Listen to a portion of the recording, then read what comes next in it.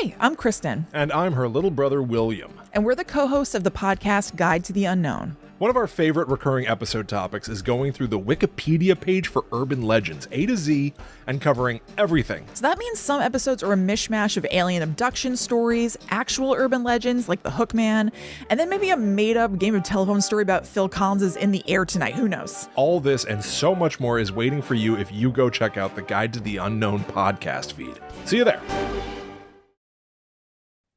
I'm Christopher Walken, and I want to talk to you about Quince clothing. It's great. Makes you feel good, look good. It's crazy. Yo, Quince is what's up. You guys watch my podcast. You see me in these nice khaki pants, that nice plain white tee, but not all plain white tees are the same.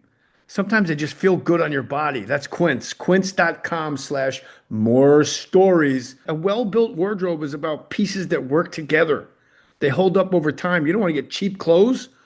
That's what Quince does best. They make premium materials, thoughtful designs, everyday staples that feel easy to wear and easy to rely on, even as the weather shifts. It's crazy. Quince has the everyday essentials I love with quality that lasts. Cotton sweaters, organic cotton sweaters, not just cotton sweaters, organic. I'm telling you, Quince is what's up. I wear it all the time on the podcast. You can watch this on YouTube and see my handsome Quince clothing. When me and my wife fool around, I go to take my Quince clothing off. She goes, no, leave it on. Leave all your Quince clothing on. It turns me on. It makes me hot. Make your wife go wild by looking like the husband she always wanted to fix you up into. Refresh your wardrobe with Quince. Go to quince.com/more stories for free shipping on your order and 365-day returns. Now available in Canada too. That's Quince, Quince, quince.com/more stories, free shipping and 365-day returns. Quince.com/more stories. Yeah. And while you're there, give them more cowbell. LifeLock, how can I help?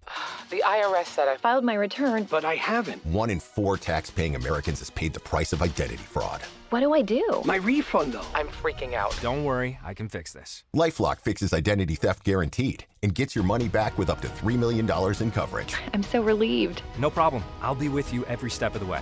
1 in 4 was a fraud-paying American. Not anymore. Save up to 40% your first year. Visit LifeLock.com/podcast. Terms apply. Put your name on it. Just put your name on it. That's all I say. Be a man or a woman. Put your name on it.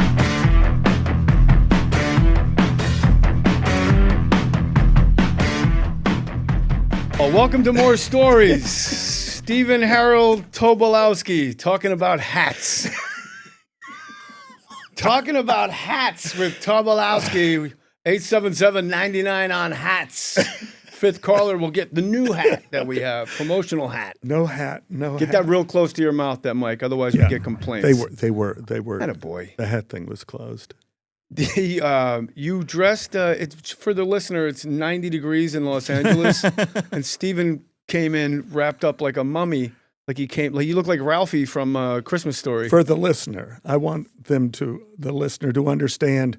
I actually live in a livable part of Los Angeles. We're right here. We're on the far bank of hell. You got the sunlight here. You got airplanes coming over. You got apartment doors that are locked. No place to park. So you want to take a walk? I'll show you 18 empty parking spots. No. I was dressed for how I left my home this morning.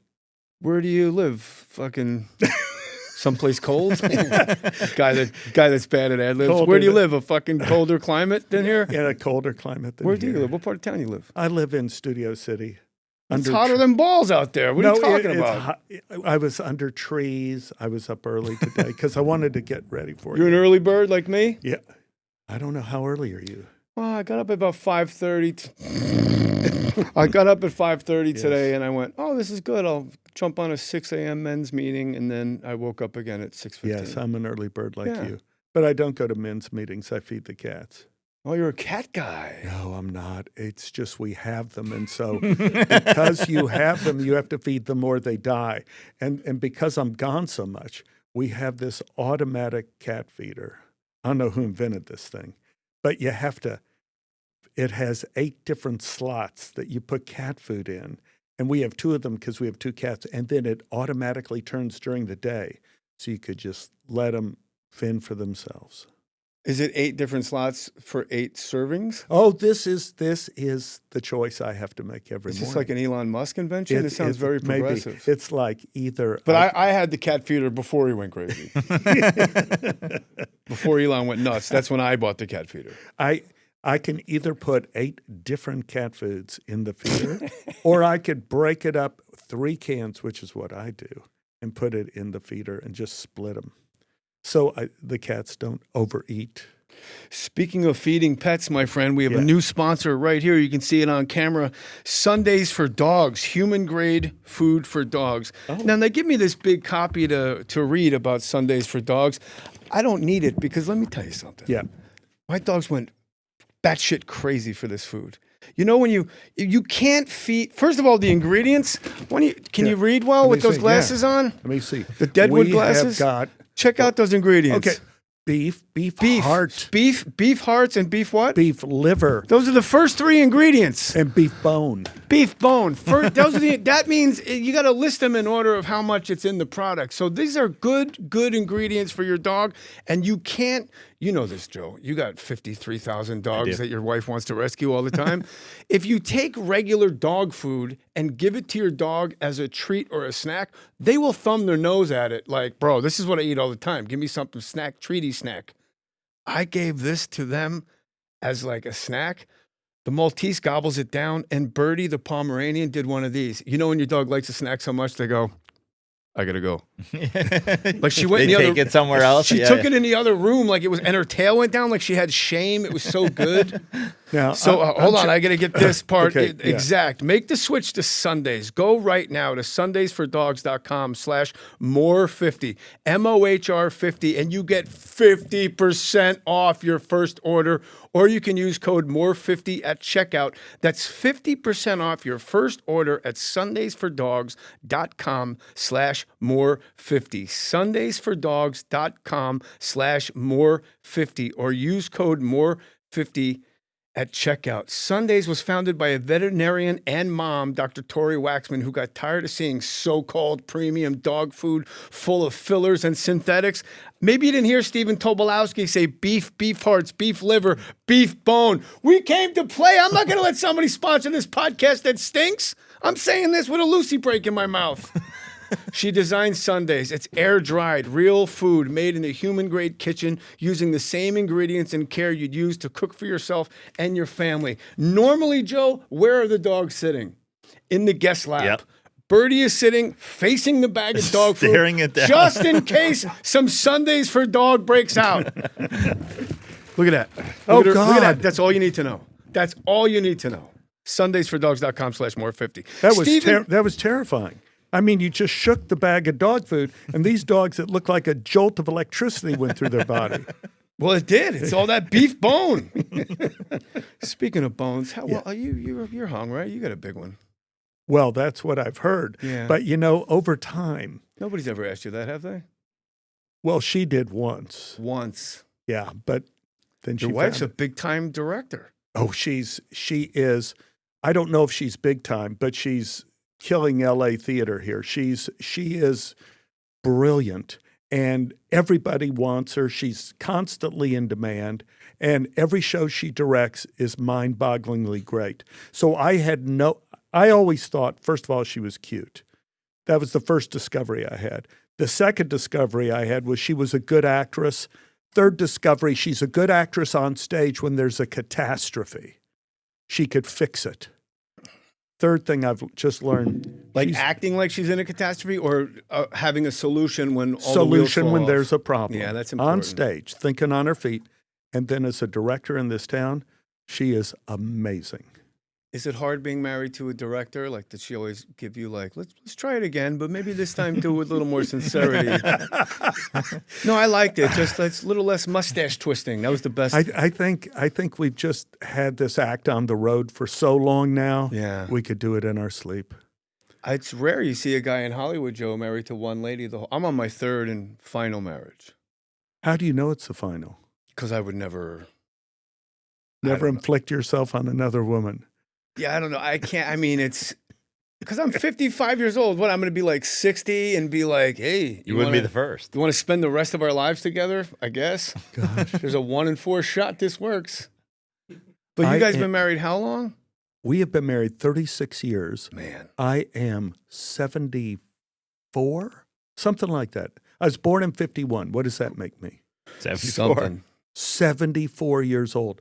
So that last 20 between 54 and 74 goes like a blink. They say the first 36 is the hardest. So good for you for hanging in there. You got over the hump. Well, I really fished him in. No, see, like I said, I just thought she was cute. I didn't know like she was a great cook. I didn't know she was a great director. I knew she was a great person to act with on stage. We did Glass Menagerie together. Who'd you play? Who do you think I played? The hot jock that comes over to bang Yes, the hot shot who came over to bang You did, Laura. really? I played the gentleman caller. A gentleman. I hate that play. Why? I'm not a fan of Tennessee Williams, unless he's Why? listening and wants to cast me in something. God. Tennessee Williams alive? I'm just No, finding. he's long dead. I was like, that's Because it's too, Laura's thing is too ambiguous for me personally. Obviously, I'm in the minority. She walks with a slight limp, but you know what? She's got this whole wall of little Glass Menagerie figurines. So, like, maybe they didn't know how to say she's autistic. She's autistic with a broken leg, maybe. I don't know. But yet, there's autistic and disabled. Yes, but then there's still guys coming over to woo her. So she must have a fucking rack on her. As David Tell says, they say she's retarded, but those titties ain't retarded. He's got a limp because one of them's bigger. Ooh, Joe, I like your problem solving like his brilliant wife. Yeah. Don't you think that's the most? Go ahead, you speak. Well, I was just going to say, we did the gentleman caller scene where I finally told him the story about how I was in high school and all this kind of stuff, sitting on the floor looking at her. And we had like 300 people in the audience. And I was looking at Anne and I was realizing I was in love. And I couldn't talk. Well, that's not good in a play. No, I know. Right. But I was looking at her and I said, like, in high school, and then you could start hearing people in the audience start crying. And then you could feel like they were right in the palm of hand, just like this. And we finished the show, and then Bill Pullman was in the audience, and he came afterwards. He goes, "What the hell was that? What was going on stage? What was that?" I said, "Bill, I think I'm in love with Ann. I think." He said, "Man, we felt it. We felt it to the back row." It was a very interesting production. Were you already dating then? No, pay attention. Well, I just no. See what I'm up against? They're working together. I didn't know if maybe something had already there started. was nothing to pull this down a between little us bit until so I can there see your- was. Pull it down a little bit so we see your face. Yeah, there for was the clips. There was nothing. Oh, there's a camera here. There was nothing between us Please start until acting there different. was. Oh, there's a camera here. There was nothing. And we were at a party, and I think, were you doing blow? Is that what you were doing? No, I'm a pill guy. Oh, God. I think I was doing the cocaine thing. You? I think I was. I was at some party, and anyway, I looked at this girl, and I picked her up, and I threw her over my shoulder and carried her back to a back bedroom at the party. And Annie's going, "Is this okay? Are you sure this is okay?" And I go, "Yes, it's okay." And it was the beginning of the long and winding road. Dun, dun. So you throw her over your shoulder like Yes. a caveman Yeah. on Epstein Island, and she keeps asking you, "Is this okay?" But not like He's coked out and he just grabs but a not woman like, and steals but her not away. like in a panic. She wasn't like beating me on the chest, like put me down, but like she was, "Is this okay? Are you sure you're not going to have severe regrets about this?" And you in the said, morning?" "Yes, I just want to show you where all the coats are." In that back room on a bed. Stephen Harold Tobolowsky, the pride of Dallas, Texas, Yes. attended John F. Kimball High School, whose current principal, Joe, you can't get more Southern than this, Llewellyn Smith. Wow. Llewellyn Smith. The only other Llewellyn we know is Doug Llewellyn from the People's Court. I never knew there was and I believe that's Josh Brolin's name in Yeah.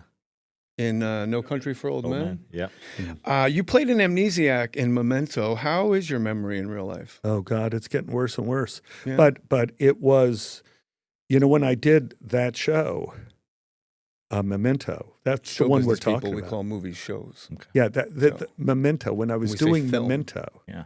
Picture. I had an edge on the competition. And when I went in to talk to Chris Nolan, I said, "This is the thing. I had a kidney stone before I did this show, and I had to go to Cedars-Sinai to have surgery to have it removed. They decided, since I'm a big guy, and you could testify, sitting here in this chair now, I'm a big guy. He's a big boy. I'm a big man, that they were going to try a new experimental anesthetic on me. And what they do is they give it to guys that are over, they're 6'3", 6'4", 200 pounds like this, so they don't have to have little nurses carrying you on a little stretcher. And they tell you what to do. And they go, "Jay, get on the table." That's right. Jay, get off the table, wipe the blood off, put it in the toilet. That's right. So they do it, and you forget immediately, right? So you have surgery, you're not asleep, you are awake during the surgery, but you forget the pain. So it's like a really bad relationship. You forget the pain, but like a general anesthetic, it takes days to wear off. So when I came home from the surgery, I'm with Annie, we're there, and I would wake up, be awake, and I would have a half a glass of water. And I would not know if I had just filled the glass with water, drunk a half a glass, and was headed for the bedroom, or I was in the bedroom going to the kitchen to fill the glass. I was just born in that moment, and I did not know what I was doing. And it would happen like when I was in our little men's room, and I would be standing over the potty and holding young Steve, holding little Steve, and I did not know if I had peed, or I was waiting to pee, or if I had finished. And then Annie in the next room said, "You finished 5 minutes ago. Zip up and flush." Wow. And so when I walked in, I told Chris Nolan, I said, this story. I said, I know what this is when you have this condition, this kind of amnesia condition. And so I just played that when I was doing that movie. I never heard of this kind of anesthesia. It's all, I know when you get like a colonoscopy, endoscopy, they give you that twilight and you have to sign a piece of paper that says you will not sign any pieces of paper for the next 48 hours. Oh, God. Yeah. Wow. So but this is pretty cool. It's like being brainwashed. It's very Manchurian candidate. It was very terrifying. So let's test your memory. Okay. Sir. I'm going to give you 4 words. Okay. And we'll circle back. Okay. 14, ping pong, oatmeal, velvet. What was your favorite toy growing up? Velvet. I knew it. Could have easily gone ping Can you pong repeat there. it back to me now? Oatmeal, 14, Rio de Janeiro, and velvet. You nailed it. You nailed it. What was your favorite toy growing up? A favorite toy, erector set. Does that count as a toy? Absolutely. I love the erector set. I'd love to build things with it. So it was multiple toys. Yeah, but you're a constructive brain. But you also, I read that you like to do imaginary games with your brother and imaginary scenarios. Oh God, yeah, but that was his genius. His genius was creating these insane sports competitions of sports that don't exist, where the 3 of us kids could play, like a green ball. Like, have you ever played green ball? Of course not, because we had a green ball, and you throw it on the roof, and you have to. The next person has to hit it up on the roof too, and whoever lets it hit the ground, they lose the point. So, but it was Paul, me, and my little sister Barbie. So the 3 of us there were trying to play green ball, and Paul had an outstanding advantage because he was so tall.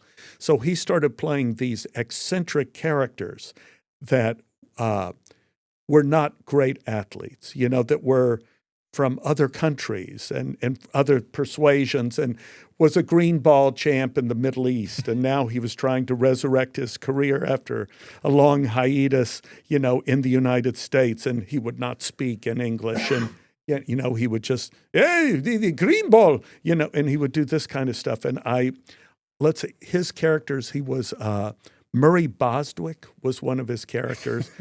One of my characters Can we get him on the podcast? Honest Bob Sharp. Wait, Honest Bob Sharp. From Canada. That was one of your characters. Yes. He sounds like me. Like I was alone.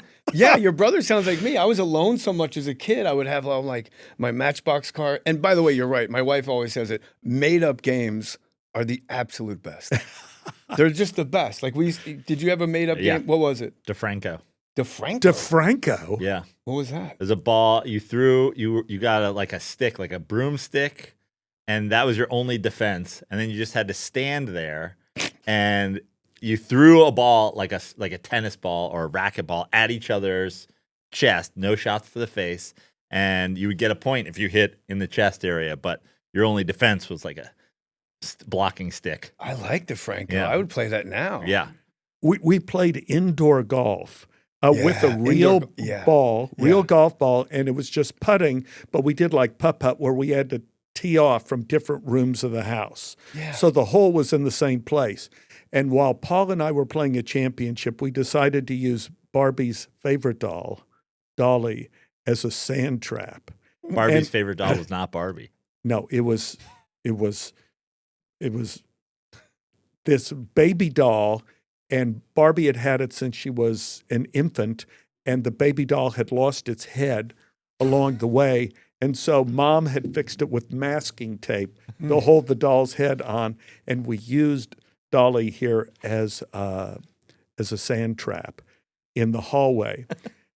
Barbie came home and saw that we were hitting golf balls in the direction of Dolly, and she was furious. Now, I am 74, did I say? I believe so. My sister has 14, not forgiven. ping pong, oatmeal, velvet. You're 74 years 74. old. My sister has not forgiven me to this day. We'll be together, and she says, and you used Dolly as a sand trap playing indoor golf.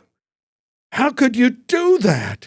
You know how much Dolly meant to me. I said, well, Dolly was in a supine position. She was lying down. We weren't really hacking at her. Barbie sounds like a real pain in the ass. No. Trying to have a good time. Barbie is a cancer survivor. Oh, my God. And, look who you're making fun of. How you feel about that now? I'd make fun of her. She sounds like a pain in the ass before she got cancer. She is a champion. She is fantastic. And we're so lucky because I had Paul as an older brother. So you were the middle. I'm middle. So he won a creep. He was generous with us. Did he also go to John F. Kimball High School? Yes, he went to Kimball. Were you guys in there at the same time? No, he was before me. I was at Brown Junior High when he was leaving that. And then he went to Rice College. He was very smart. He went to Rice. And Rice Owls. Rice Owls, yeah. Blue and white? He was a cheerleader for Rice, for the football team and everything. Unbelievable. How are you on a horse? Because you were in Deadwood. You didn't have any like horse scenes in Deadwood, but being a Texas guy. I did. I rode horses.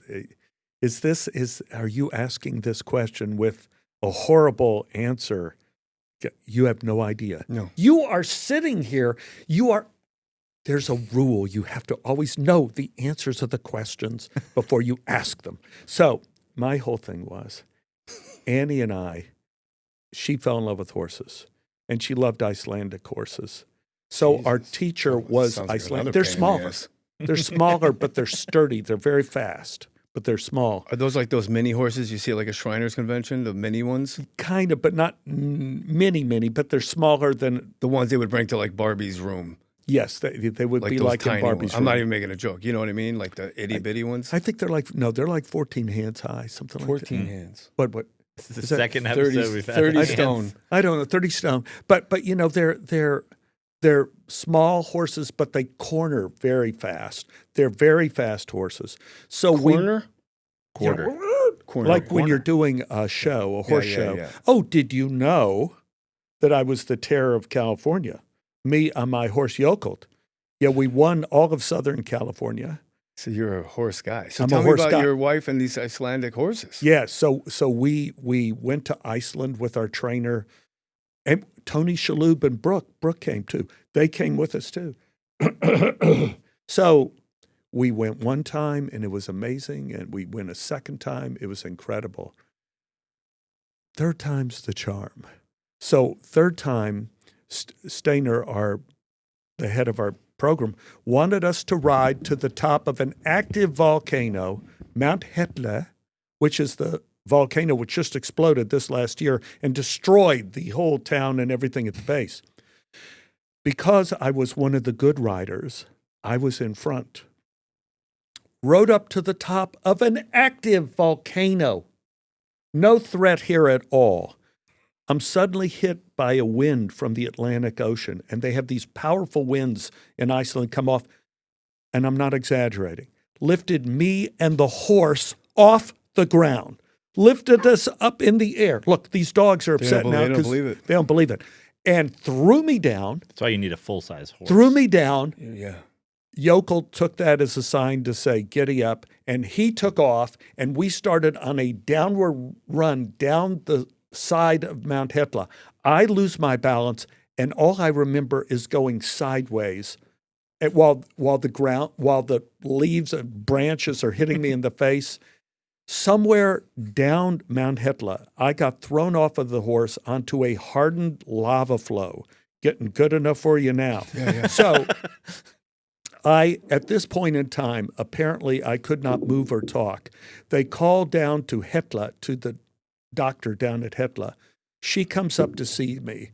She says she thinks I have a fractured neck. I need to go to Reykjavik. So she puts me in a brace, and I'm unconscious at this time. And I remember just in and out saying to Anne, where am I? And I remember hearing, because I'm in this ambulance. I don't know how long I was in the ambulance, but at one time in the ambulance, I wasn't in the ambulance anymore. I was sitting in a backyard in Southern California. It was somebody I knew, and I hear Gloria Estefan playing in the kitchen, and I see her head in the kitchen, and she's doing something in the Whose kitchen. head? Anne's? No. Gloria Estefan. No, it's someone else I knew from synagogue. Okay. And so she's in there making something. I don't know what.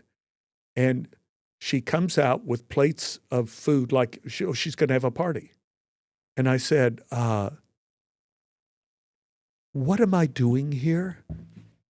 And she goes, Stephen, I don't know. What are you doing here?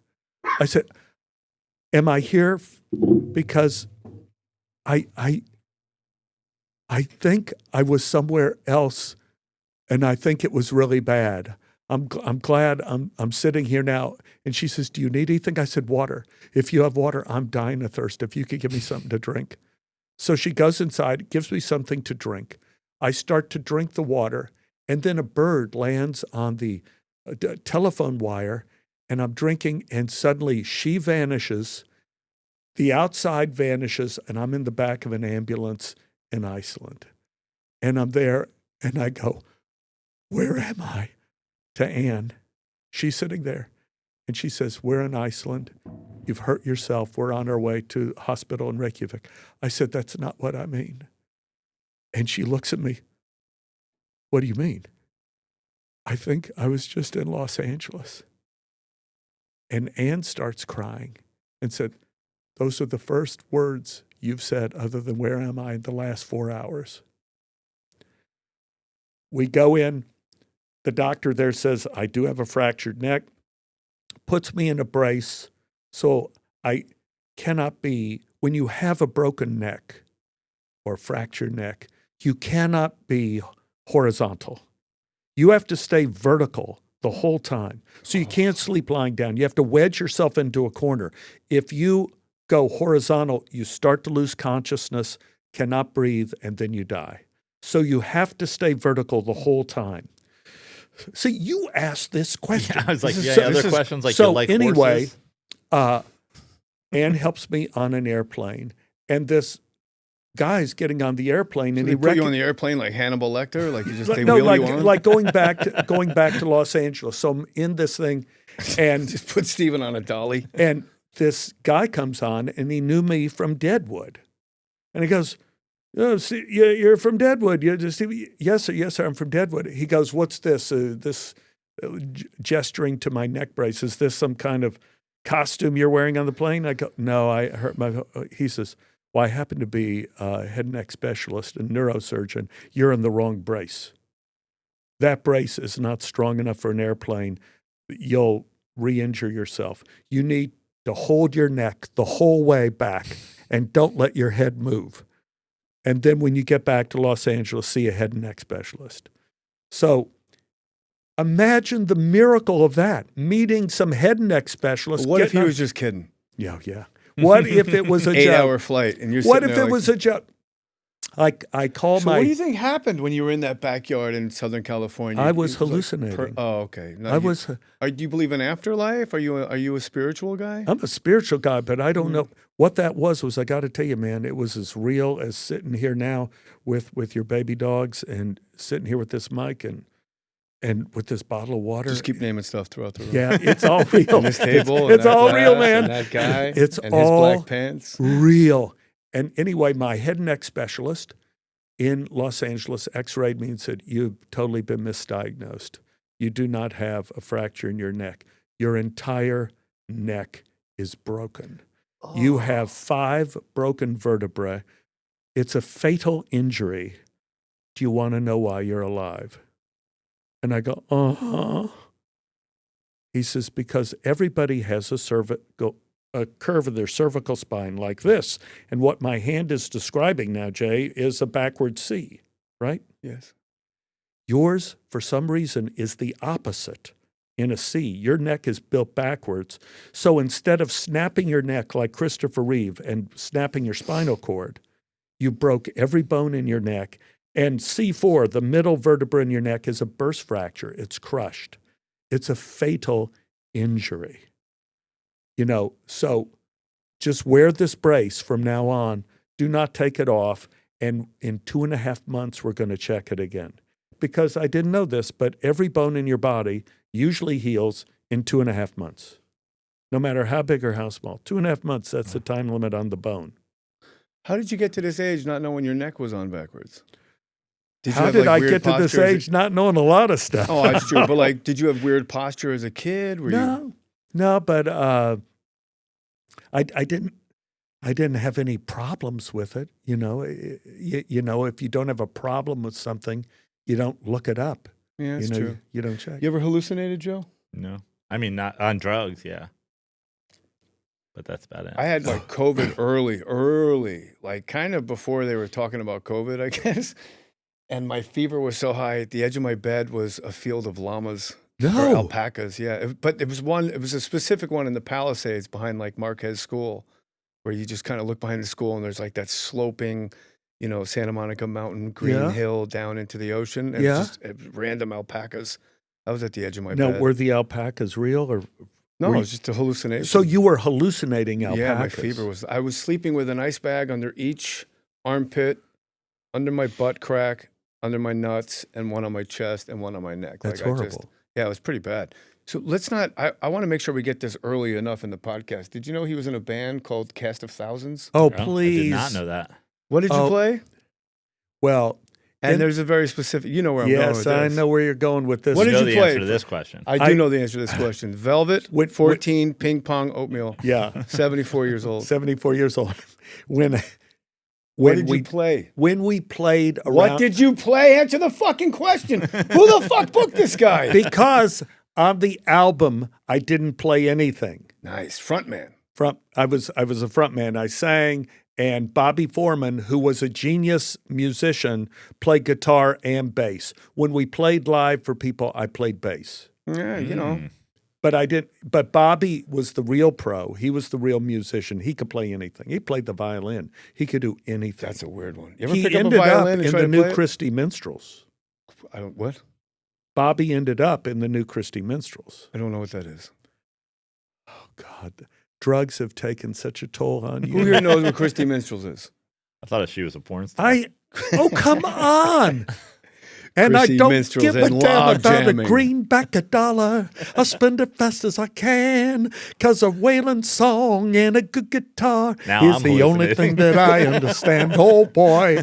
You know, it was this group of people who sang, you know. Like Lawrence Welky. They were, yes, like Lawrence Welky. And So they he s- threw away his rock and roll dreams to be a cog in the wheel of some I think he did a lot of musical stuff. Bobby did. But on this, Christie. Is that a person or a thing? I'm not joking. Is that a person or a thing, Christie Minstrels? the new Christie Minstrels. Yeah, no one knows what it is, Stephen. There was an old Christie Minstrels, which was a group. now I got and it. then there was a new Christie Minstrels. So it's a group. It was a group. Christie. And I don't give a damn about a greenback $1. And, you know, this land is your land. This land is my land. You know, the new Christie Minstrels. California to the Yeah, Redwood. But on this occasion, I was a sophomore. Are you looking up Christie Minstrels or checking your text? The new Christie Minstrels. Come The on. original was All right, put the Christie's phone- all right, Minstrels. stay present. I don't, then you're Because like, this look at- story. The reason I asked Joe is because there was another guitarist in Yes, that band. there was named another guitarist. Named? Well, Bobby Foreman is the one who ended up getting this gig where they were going to record. It's really making us wait for it. No, they're going to record like 6 Dallas bands. And we were one of them, and each band was going to record 2 songs. So we're going over there. I'm a sophomore in college. Bobby is still in high school. Southern Methodist University, Joe. Southern Methodist. We're driving over to record at Tempo 2 Studios. He says, so I got this kid. Do you know Jimmy Vaughan? And I go, yeah, he's over at Sunset, right? Yeah. Well, I got his kid brother, Stevie Vaughan. He's going to play lead for us on this album. I go, wait, Stevie Vaughan? That's Jimmy's brother. Stevie Vaughan's like 14, Bobby. Yeah, I don't want any little kid playing on this album with us. And Bobby says, shut up, stupid. This kid is so good on the guitar, he's going to make us look like we know what we're doing. So anyway, I go over there, and there is Stevie Vaughan, now known as Stevie Ray Vaughan. He was like 14. He's sitting there going like, so what song are we going to play? And let me hear it so I know what I'm going to play. This land is your land. So he started playing I Heard a Voice. I heard a voice last night as I lay last night. And I said, yeah. Anyway, so we're playing this. And so Stevie's kind of listening to it. He says, okay, stop. Okay, so that's like a crappy song. So what if I do a crappy lead and then go into a good lead? And Bobby Foreman says, great, Stevie, whatever you want to do. So anyway, we do all of our parts, all the singing and everything. And then we do like 1 take each, or maybe 2 takes of all of us doing it in harmony. He goes, okay, son, you want to put a lead on this? The engineer says.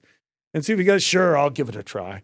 So they play it and they cue him, and he starts off and everybody stops. And we're looking at this as he goes into the bad lead to the good lead, and it's fire. And none of us had ever seen fire before. We were cavemen. And the lightning bolt just hit at the front of the cave, and we're going like, ay, ay, ay. And we're like this. And I'm standing at the back wall near the glass where the engineers are behind the glass. And the engineer kind of taps on the mic, goes, son, that was pretty good. Want to do another one for us? He goes, yeah, sure. So he went, and Stevie just did a whole other bad lead into a good lead. And I'm watching the engineer run in the room, open the back door of the engineering room, call out, and making gestures like, you got to come in here. What? You're not going to believe what you're going to. And adults came into the room. The only adults here started filling up the room and looking at Stevie Ray like he was the electric eel at the aquarium, like through the glass and go, oh my God, what are we looking at? And it was amazing. And I I remember sitting there thinking, this is the first time I have seen genius. I've heard about genius in my life. I know it exists because I like Beethoven. And but this, what I'm seeing, is beyond anything that's logical. This is genius. And later, when I was a grown-up, an actor, and I was doing Great Balls of Fire, I was working with Jimmy Vaughan because Jimmy was in that. And so Stevie came to meet Jimmy Vaughan and me. And Stevie came to meet us because he was coming through town. And Stevie says, we don't talk about the Cast 1,000 shit. We don't talk about it. And I go, no, Stevie, no. So we're not going to talk about it. We're not going to talk about our record. So we sat down at this table. It was dawn. And we had been at Kiva Recording Studios, Jimmy and I playing, goofing off. They gave us the keys to the studio when we were doing Great Balls of Fire. They just gave Jimmy the keys and he could record anything he wanted anytime. So we were just in there recording our songs for goofball reasons. We go have breakfast. It was at that breakfast that Stevie says, you know, we never really got to play together. I'm going to do this concert with Eric Clapton at the end of your shoot. What if I ask him if you could join us? And the three of us could play together. It was at that breakfast at dawn that little meeting was, that Jimmy Vaughan was finally going to play with Stevie Vaughan and Eric Clapton together at the concert up in wherever it was. I thought he said he was saying that to you. Yeah. I was like, you just said you didn't play anything. Not me. To his brother. I'm the fly on the wall. Right. He's saying me. This makes way more sense. I'm like why a is he lying? toadstool. I'm like terrible. I'm absolutely, I am not a musician at all. So I'm watching actually history kind of take place and tragedy kind of take place. And so when we finished shooting Great Balls of Fire, Jimmy and Stevie and Jimmy's wife, Connie Crouch, who lived down the street from me in Oak Cliff, where I grew up. Connie was right around the neighborhood because the Vaughans were all Oak Cliff kids. So, did he go to Kimball High? Yeah, I think went to Sunset, which is nearby. And so it was the accident. So the helicopter pilot is there. The helicopter's ready. Stevie gets on the helicopter. Jimmy gets on the helicopter. Connie, Jimmy's wife, gets on the helicopter. The pilot says, too much weight, ma'am. You'll have to wait for the next helicopter. So Connie gets off. Jimmy Vaughan says, I go where my wife goes. He gets off the helicopter. And Jimmy just told me after the whole tragedy and everything happened, he came over to my house and he was in not good shape. And he was just saying the helicopter didn't make it 500 feet before it lost control and crashed. And that was it for the helicopter pilot and for Stevie. And it was, they had got to play together at least. You know, they had it. And because this is a connection, because Jimmy was in Memphis doing Great Balls of Fire. We were all doing Great Balls of Fire. He and Stevie were able to finish the double album they were doing of Double Troubles. What is that album called? It doesn't matter. Yeah. Keep going. You're on a Anyway, roll. the big double album. So Jimmy said he felt like that at least he had that legacy of Stevie, of that they got to play together on that album. Family style. When you were telling that story, you were getting a little choked up. I was getting a little choked up.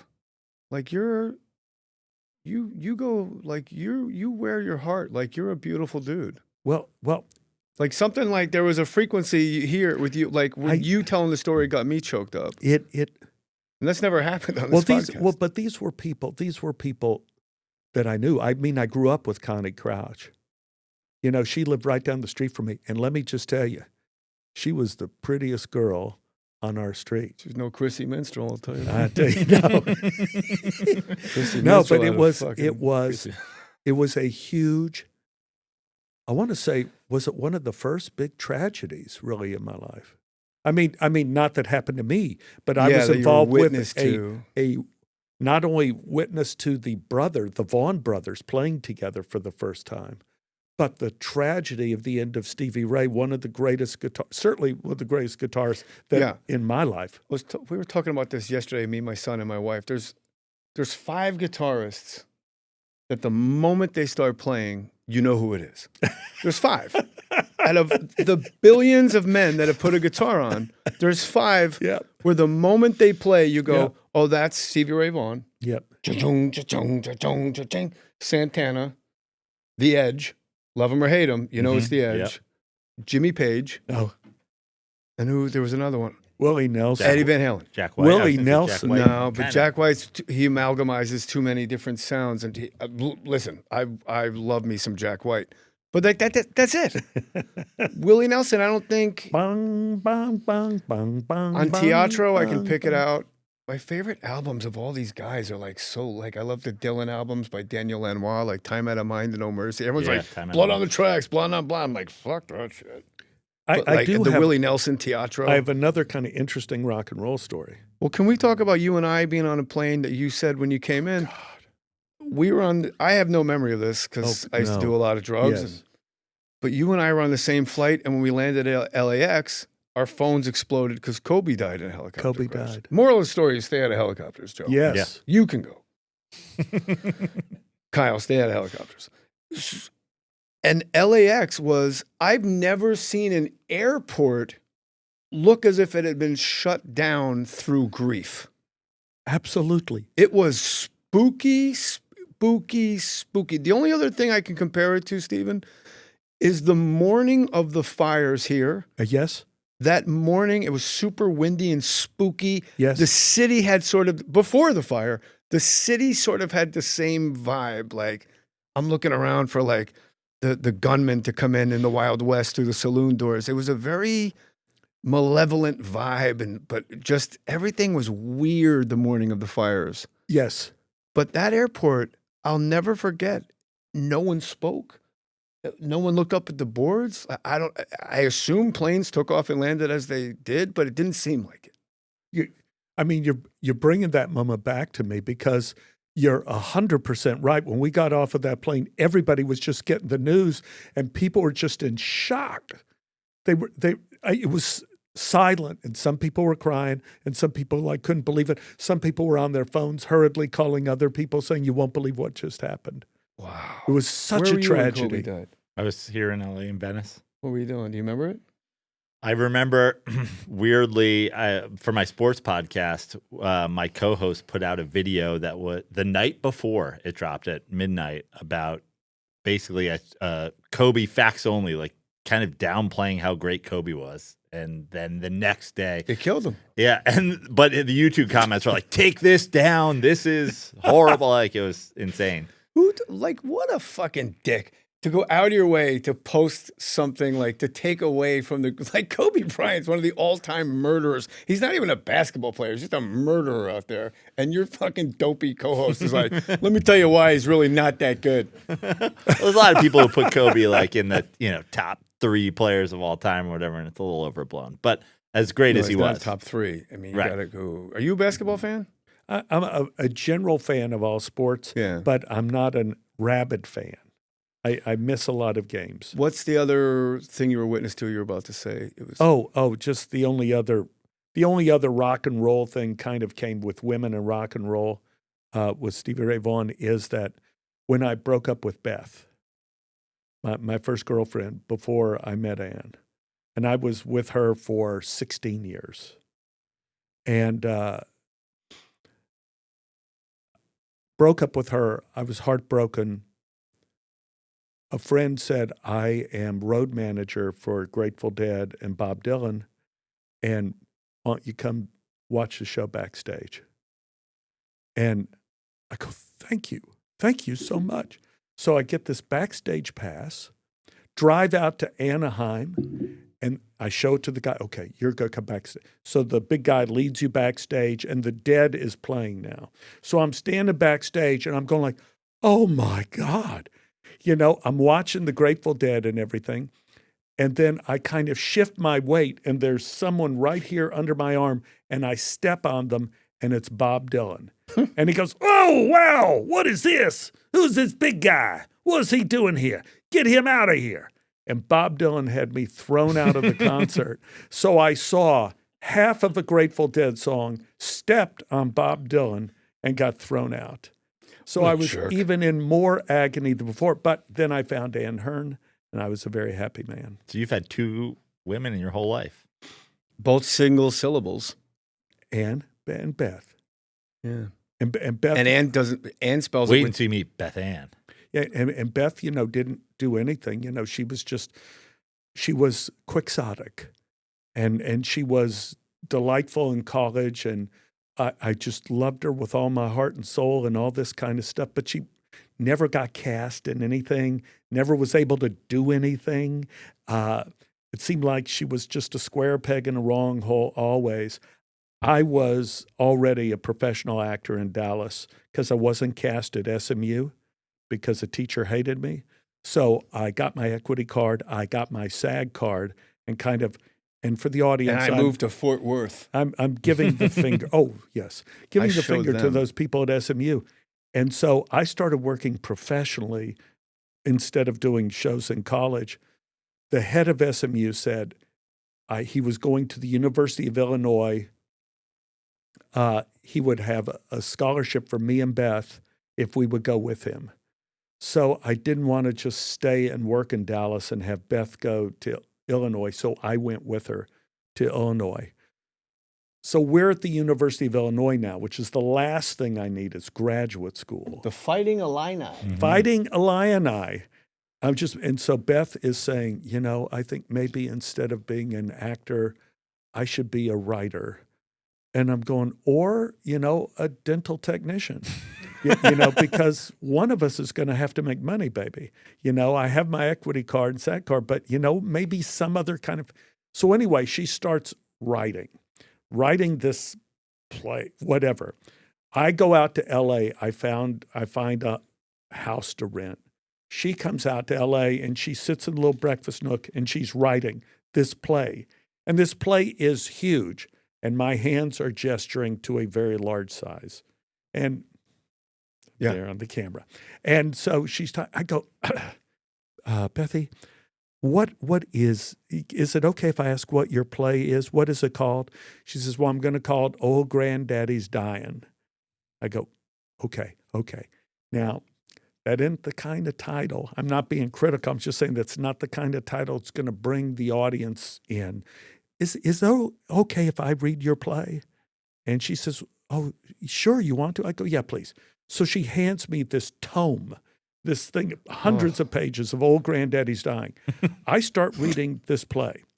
This play is not only good, it's one of the best plays I ever read in my life. It was stratospheric.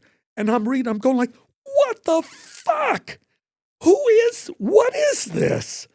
And so I'm reading it, and she's typing. I'm reading, going through the pages. And then it's like she finishes the last pages. I need the last page. I said, Beth, this is not only a good play. This is a great play. This play could be on Broadway. This is huge, but you can't call it Old Granddaddy's Dying. You got to. So you renamed it Equus. You got to read. I said, it's about three Mississippi sisters, and the youngest one shoots her husband because she doesn't like the way he looked. In court, they would call that crime of passion. You could call it crimes of passion. So we were all going to do Crimes of Passion as an equity waiver play here in Los Angeles. I was going to play Barnett Lloyd, the detective, Barnett Lloyd, the lawyer. Beth was going to play the younger daughter. Beth wrote herself a juicy part. She was going to play Babe, and another Sharon was going to play Meg, another was going to play Lenny. All right. What happened? I'm just saying that because people out there who know this play already know what the title is. We don't know what the play. You haven't told us yet. I know. Crimes of Passion but was the final. But the people who are listening I was to, worried the whole script was going to burn in a helicopter crash. We start rehearsing Crimes of Passion, and one of the people in our cast, Sharon Ulrich, actually had an agent. And so she gave a copy of it to her agent who never read it. But he had a friend who came But he out. loved it. He had a friend who came out from New York who liked to read plays. So he handed him a pile of plays. When he came to visit him from New York, goes back, and we get a phone call from Kennedy Airport, from Gilbert Parker, head of literary at William Morris Agency in New York. He says, could I please talk to Beth Henley about her play, Crimes of Passion? And I'm looking at Beth's face, and it's like going through all these perambulations of amazement. And he's saying, we will handle your play. I promise you it will be on Broadway. We can make a movie of this. This could be a movie. We want to represent you here in New York, but you cannot call it this. And so Beth says to me, oh, you cannot call it Crimes of Passion because Ken Russell was going to be making a movie called Crimes of Passion. Even though you can't copyright a title, he says it'll be confusing. Come up with a new name. So Beth looks to me and says, what's a new name? I said, well, instead of Crimes of Passion, you could call it Crimes of the Heart. It's the same thing. It'd be the same play. So we never ended up doing a production of Crimes of the Heart. Crimes of the Heart won the Pulitzer Prize. Beth gets a contract for like $1 million for this play, all this kind of stuff. We end up moving from our little home to a big house on the hill. Ends our relationship, pretty much ends our relationship. And then her play went on to be on Broadway, was made into a movie, was nominated for Academy Awards, was nominated. Who was in Crimes of the Heart? Jessica Lange, Diane Keaton. R.I.P. Keaton. Let me just... Palisades resident. I'll repeat this as many times as I have to. It is not safe to enter the sewers. We've already seen too many examples of people who brought it home without intending to.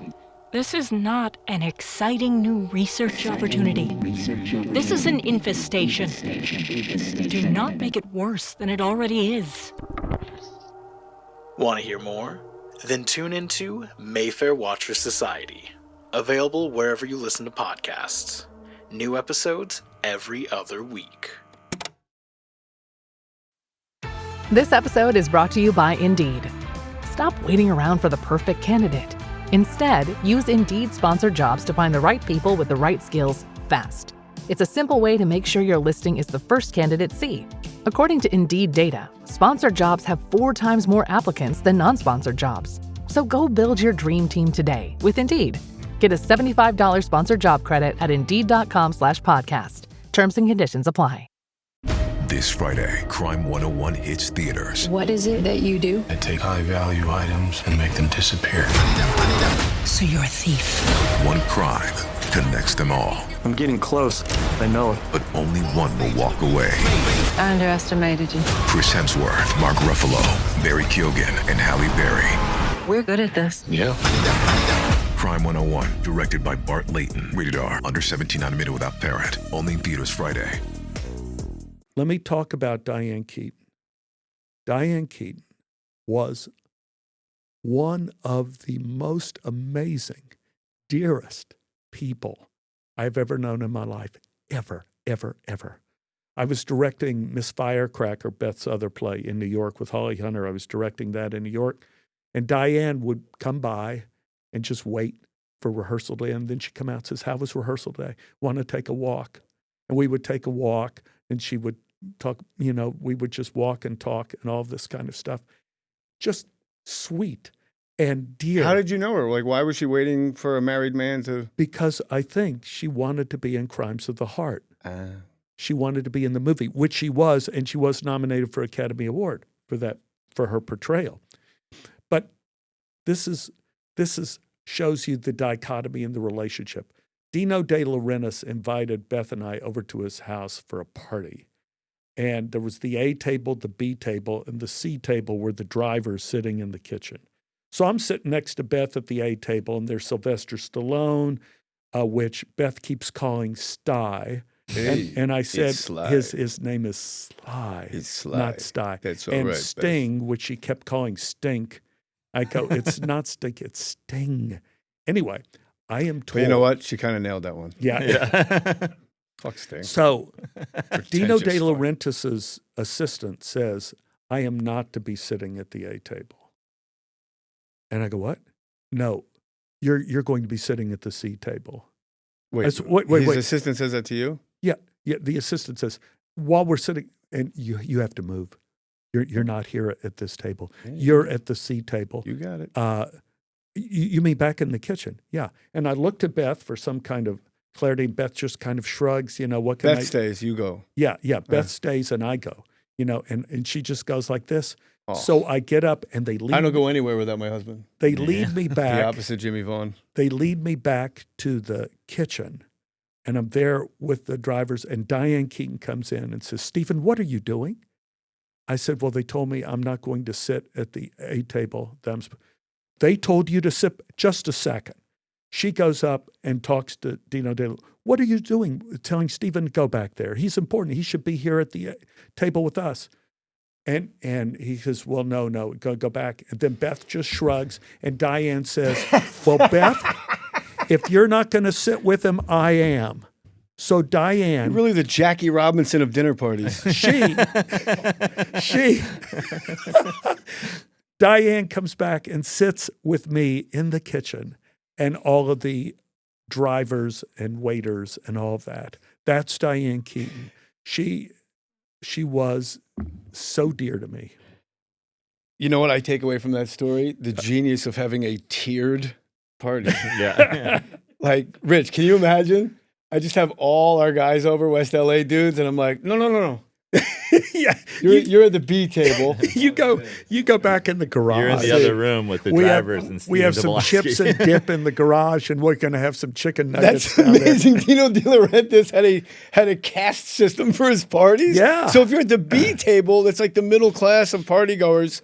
You're like, hey, maybe one day. But at least you're in the big room. Yeah. You didn't have to go back to the kitchen. Oh my God, what a jerk off to have a bunch. So how many people are with the drivers? Oh, back with the drivers. How many are in that C table? There are about 6 drivers, me and Diane Keaton. So you were the only normie. Yeah, and Diane. But the other people are in tuxedos, right? They're drivers. Right. So they're wearing their tuxedos, and I'm like dressed like a normal person. So I feel like I'm at a funeral because I got all these guys wearing. I would have stole something from his house. I would have told. What's the strangest thing you've ever seen in somebody else's house? I'll go first. Okay, please. By the way, my made-up game was ga ga ga, which was a ball, and we would just punch it. It would bounce off the ground, and you would punch it. It was kind of like dodgeball, but you could only punch the ball off a bounce, and you could only hit from the waist down. That's circling back. Not that interesting, but I realized I was omitted, and nobody asked me, hey, Jay, what about you? What about your games, No, Jay? it's too late. It's too late, Stephen. I had it. We all had it. Swanee River. So what did I say? Oh, the strangest thing I ever saw in somebody's house. I went to Brett Ratner's house, and when I was in the guest bathroom, I was standing next to like Andy Warhol's Chairman Mao. I'm taking a piss, and from me to Joe to my left is a fucking $14 million painting. That was... Oh, my God. Talk about wanting to steal. Like, I'll be right back, Brett. I forgot something in my car. Just put that on your back. What's the strangest thing? In a bathroom? In anybody's house that you've ever seen. And I'll open it to the room. Yeah, please open it to the room. They're not mic'd. Yeah. They're not mic'd? Okay. Strangest. I have also, we talked about this before, but I also saw an insanely expensive painting in a bathroom that I didn't expect it to be in place of a mirror. Why is there a Matisse where a mirror should be? A Matisse? Yeah. Oh, yeah. I forgot that story. Yeah. I saw a scalp. I was in New York. I was at New York. Yeah, Why do you think you wanted to do that? It was a He's no human dummy. scalp, and it was on like not a hat thing, but it was like a pedestal with a prod that went up the middle and a rounded top, and there was a scalp on top of it. And I was going, a scalp with some hair on it. I'm going like, what is that? That was, I had. This is at Diane Keaton's house? No. No, it was just Diane Keaton. No, he was saying it was just like a modern art piece that he liked to keep. It was a real human scalp. I don't know, man. I didn't. Whose house was this? It's some guy in New York. Some guy. Yeah, I get it. I don't know. You know what I just remembered? What? Oh my God. When I was doing Camp Wilder, my first show ever, sitcom on ABC, one of the cameramen, Neil, can't possibly be alive, but we called him Weird Neil. He was like the little guy with the ponytail, looked like a tunnel rat in Vietnam. Yeah. Turns out he was a tunnel rat in Vietnam. No. So he's like, yeah, come on over. So I'm like, I don't know anybody in this town. So I'll drive out to like way out in the valley, like where Galpin Ford is. And he was like in those little suburbs. And I go in his house and he's like, you smoke weed? I'm like, yeah.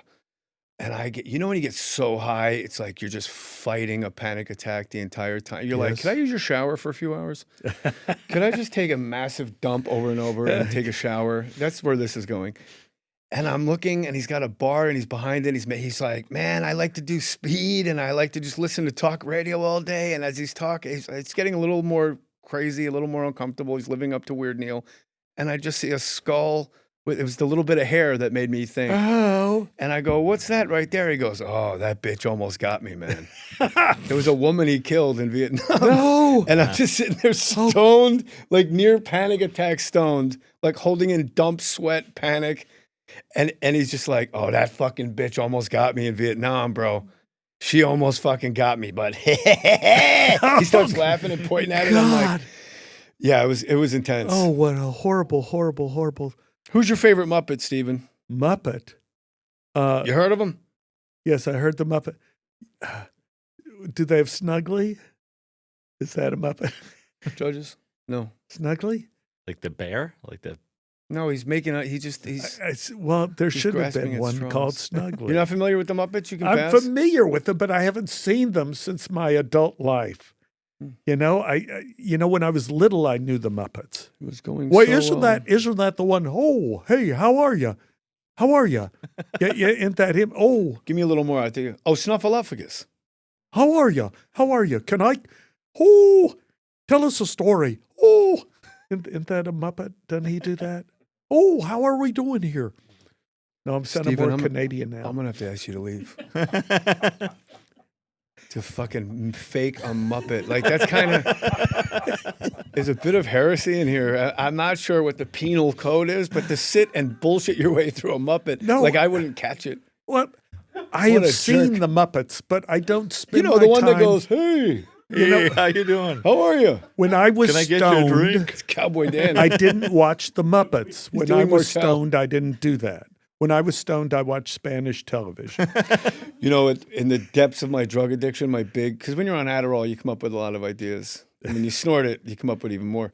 I was going to learn Spanish and get a talk show in Telemundo. Oh, God. That was because I was out of show business. So I was just like, I'm going to be like the Johnny Carr. I'm going to be the, mi llamo Güero. Hola. You've always been thinking big. Yes. So I admire Now I'm that. doing a show in my fucking garage. Stevie Ray Vaughan, Deadwood, Memento, John F. Kimball. What was the mascot of John F. Kimball High School?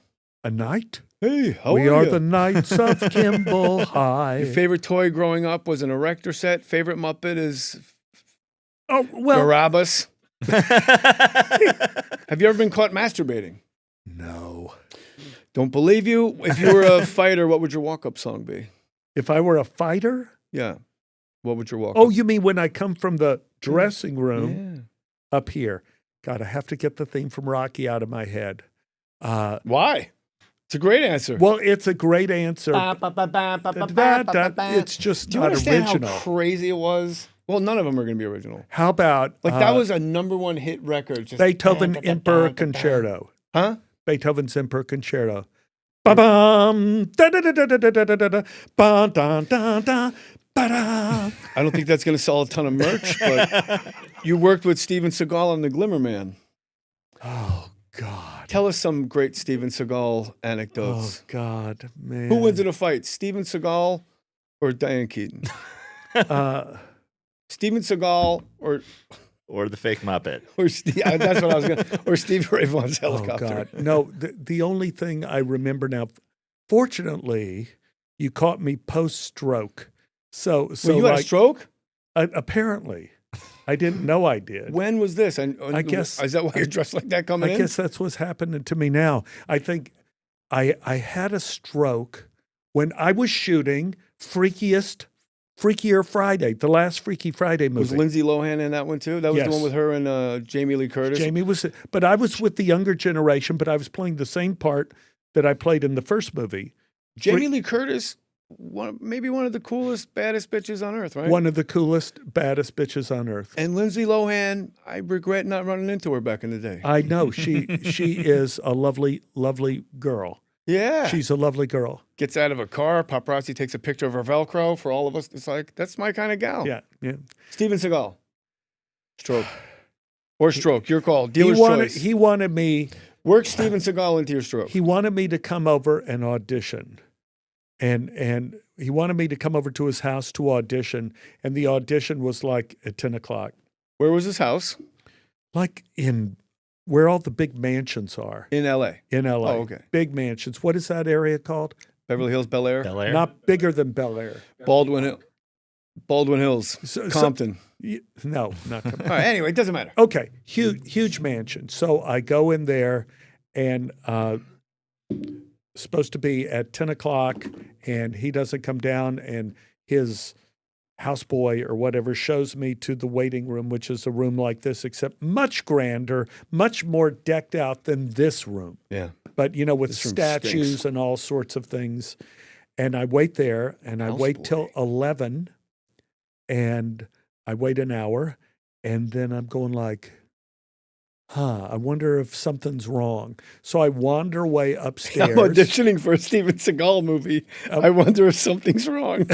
I look, nobody's coming. Then finally at noon, so I've waited 2 hours, Steven Seagal comes down the stairs and he's wearing his like pajama tops, kimono, whatever. Hey, so when was your call time today?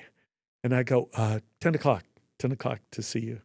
Yeah, I guess you've been waiting a while, haven't you? And then he goes right back upstairs. I'm thinking like, oh man, this is like very corrupt and very, very bad. This is a bad sign. Did I do that movie? Did I ever do that movie? Yeah. I may have done the movie. Yeah. Glimmer Man. Yeah, I may have. But Great title. The stroke, I think, wiped. When was your stroke? I think Around. Freakiest Friday. Driving home. Fucking The Hollywood Reporter? What year?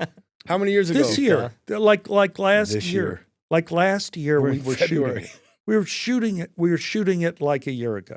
How did you know you know what's weird about I us? didn't know I had a stroke. I'm sitting there in a room and they're shooting a scene over my shoulder onto the kids. And suddenly It's the I boring can't parts.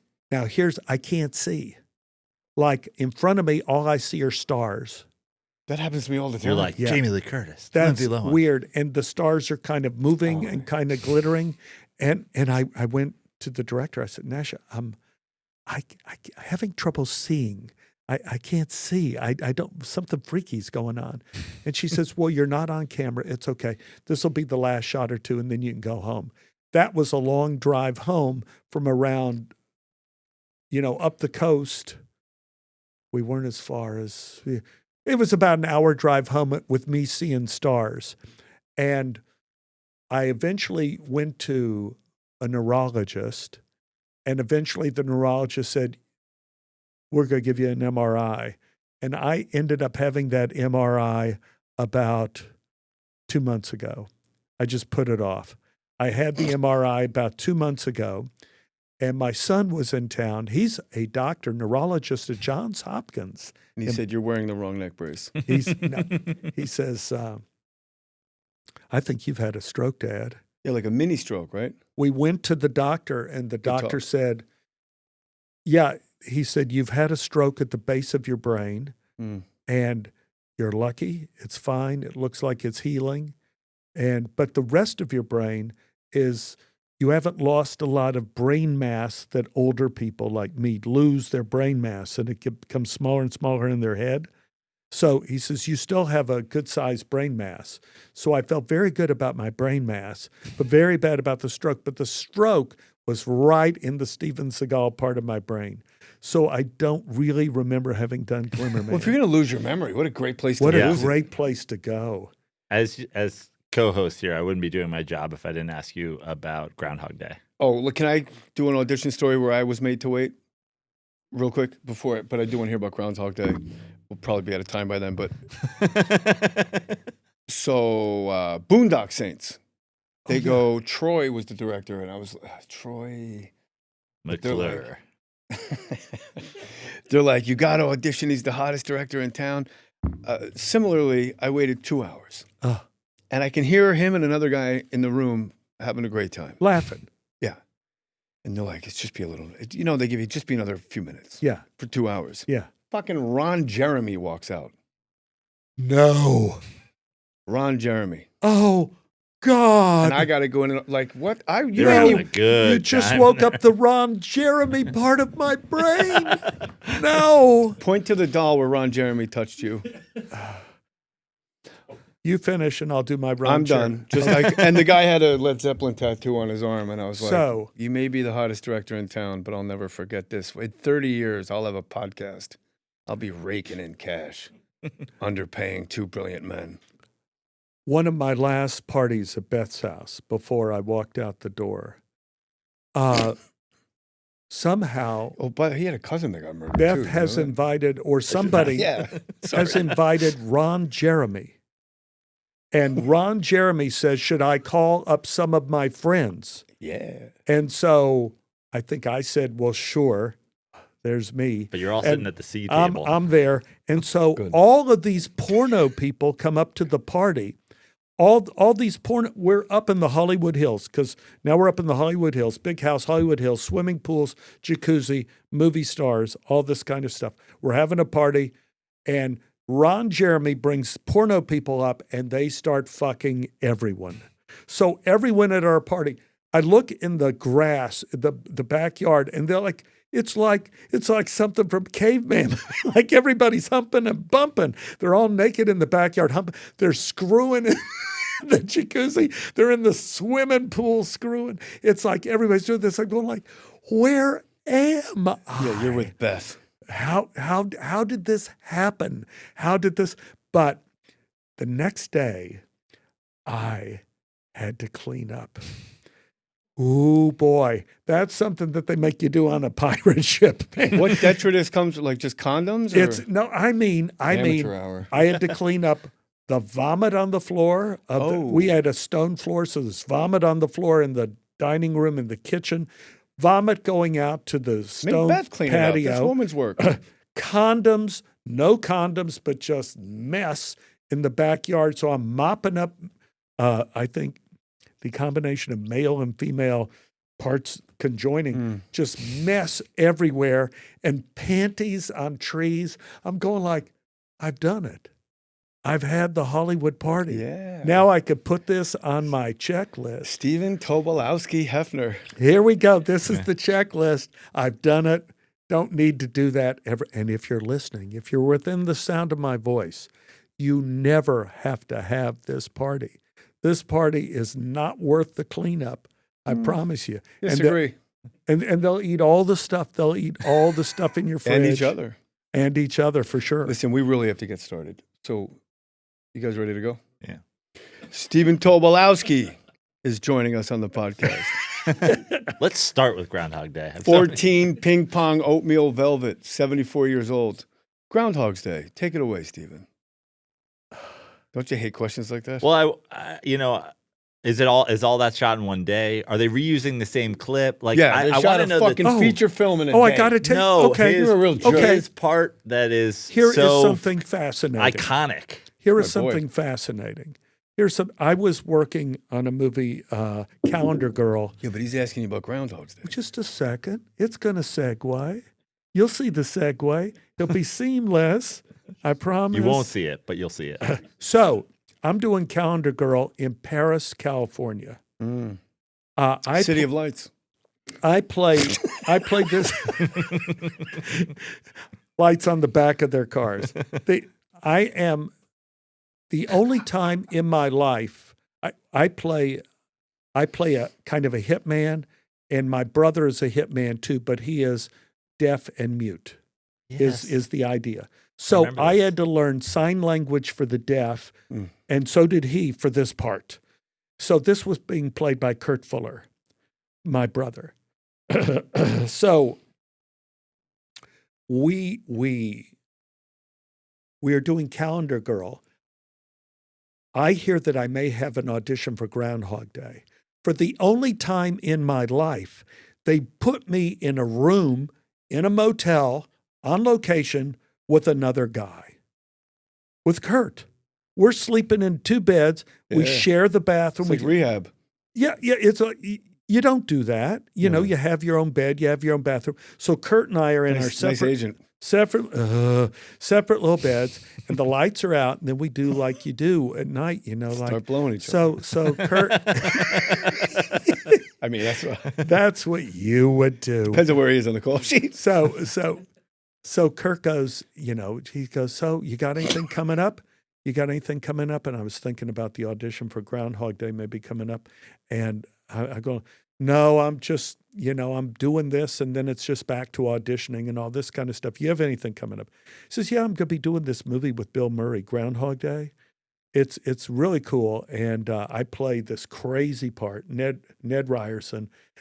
We've been working on this for 6 weeks in Chicago with Harold Ramis. I've been doing it. It's great. And right when I finish this, I'm going to go up and start shooting it. And I'm lying in bed now in a cold sweat, knowing that I have an audition the next day in Los Angeles with Harold Ramis. I'm thinking, like, this story is not going to have a happy ending. For Ned Ryerson. For somebody. And so I finish my scene in the morning with Kurt and Joey Pantaleone. We do our scene in the morning. Then I get in my car. I drive the 2 hours and 40 minutes to Los Angeles. I audition with Harold Ramis. And for the audition, I was just terrible. I zipped and unzipped Harold's fly. He said he wanted to read with me. You know, he was going to be the Bill Murray character. So I was all over him. So I started unbuttoning his shirt. That's the Muppet we were looking for. Yeah. Oh, there we go. Unbuttoning his shirt. I started undoing his belt. I unzipped his fly. I went down, started to shine his shoes. Harold Ramis, stop. He stopped. Stop. Okay. And thank you. So I drive back, and I get a call on the phone. We have big phones back then, like the big walkie-talkie phones. And my agent called and said, what did you do to Harold Ramis? And I said, well, I just was just the most, he said he wanted to see the most obnoxious person in the world. So I was the most obnoxious. I unzipped his fly and undid his pants and took off his shoes and then started shining him and all sorts of stuff, doing the Ned scene. He said, well, you got the part.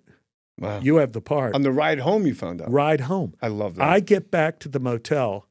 Kurt has found out. And he is furious. Yeah. He feels absolutely betrayed. He feels like, you know. Now you really got to blow him. Yeah. No. he feels so horrible. So I go off. Or put him in a helicopter. I do Groundhog Day. Well, hold on. He rehearsed for 6 weeks and got fired. Yeah. Yeah, but you know, they were working on the script and everything, and you know, people always want the new. So they got the new with me, thank God, because it made my career. So I go for the premiere, and standing in front, Andy wanted me to, well, anyway, that's beside the point. So I go to the premiere. In front of the theater is Alan Parker, who had just recently cast me in Mississippi Burning, and was so generous to me on the set. Gave me a run-of-the-picture deal, just so I could, because he thought I wanted to be a director, so I could follow him around and see how he does it. So I said, Alan, thank you. I had no idea he goes, oh, stop it. Oh, shut up. Just, I hope you're good in this thing. You know, and I go, thank you, Alan. I walk up to the front of the theater. There's Kurt Fuller. And he says, he's an usher. I'm going to watch the movie with you. So I see the premiere of Groundhog Day with Kurt Fuller sitting next to me. We see the whole movie for the first time, and we get up, and Kurt says, Stephen, you stole my part, but at least you did a good job with it. Congratulations, man. And he hugged me. And I thought, man, if you look up grace and graciousness in the dictionary, You'd have a picture of Kurt Fuller there. No, I disagree. He said you stole his part. You didn't steal his part. No, I know. Well, but that was just the setup for the compliment. That was the slap to say, Yeah. but you did a good job with it. Congratulations. Yeah, you were the guy. I was the guy. You are the guy. And I like that Dang. you said it made your career. We all have those roles. Yeah. Yeah. It was an amazing. Here's another amazing story. Another amazing Groundhog story. Amazing. I'll start it when I'm 15 years old, but it's really pretty quick. I got sick when I was young. Polio? No, I started bleeding internally on my 13th birthday. And my mother, I couldn't eat. Your body's a bit of an erector set. Yeah, I'll say. I couldn't eat. I couldn't play sports. I couldn't go to gym. I had to spend all my time in study hall. My mother was always crying. She knew I had cancer. I went to all these specialists, all these doctors all the time. The only thing I could do was drama. So I did every play I could. I did everything I could do. So the big play at Kimball was the one-act play contest. And they have very strict rules. The play can only be 40 minutes long. No help from the outside. Yeah, Beth's out. Beth's out. Absolutely. But Mary Curtis was a cheater. But a cheater good. She brought in David Nichols, who was a big star in Dallas at the time. He was like the new Marlon Brando. And he watched our run-through of The Miser. And he came up to me and asked, Stephen, that's wild stuff you're doing. That's wild stuff. But let me tell you, comedy isn't about this. Comedy is about this. You have motion and then you have still. If you don't have this, you don't have comedy. All you have is someone flailing. So remember that. Remember this. So I always remember that. That's the first day in my life I met David Nichols. The second day in my life I ran into David Nichols was my first day in Los Angeles. I called his brother, Chris Nichols, at home, who had directed me at SMU, and said, well, I finally made it to LA. And Chris says, well, why don't you to call David? He's out there now working on something. Maybe you could go see him. I go, okay. I call up David, go, Stephen, good to see you. I'm working on a movie now. Why don't you come? I'll put your name at the Paramount gate. You come in and we'll have lunch together. So I came in. He was now not an actor. He was working in the art department of New York, New York. And I had lunch with David Nichols, Martin Scorsese, Robert De Niro, Liza Minnelli. That was our table.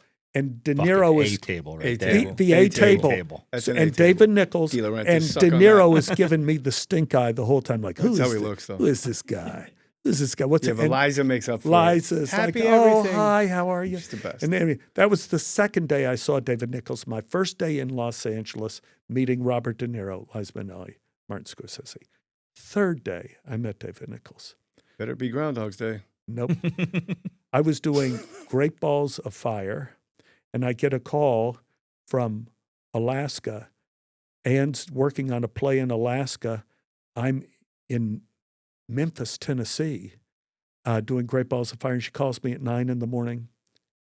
I pick up the phone. Stephen, did I wake you? And my male brain goes, wait a minute.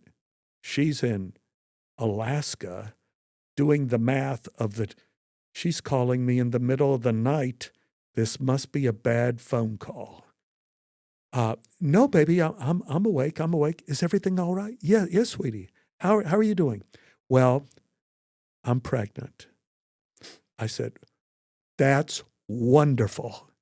That's wonderful. Why don't you come out and we'll get Beth? Huh? Who's leaving this message? This is Anne. She's talking to me on the phone. A lot of names, sorry. Yeah. It's Anne. Come on, read your notes, damn it. So I tried.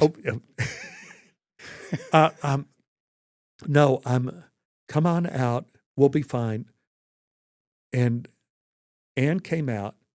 We got married by the Justice of the Peace in Memphis of Tennessee. I go back to the Radisson Hotel. James Earl Ray Courthouse. And who is there? David Nichols was called in to work on the movie to be in the art department. And he says, Stephen, what are you doing? Who's this? I go, we just got married. Well, let me buy you a bottle of champagne. The third day I saw David Nichols, he bought me a bottle of champagne, and David, Ann, and I toasted in Memphis, Tennessee. The fourth day. Groundhog's Day. Groundhog Day. Okay. I am flying up. I woke up from Kurt Fuller, got on the plane, got off the plane there. There wasn't a turnaround. We had the same line producer, that's what they call it. Yeah. For money, the nickel counter.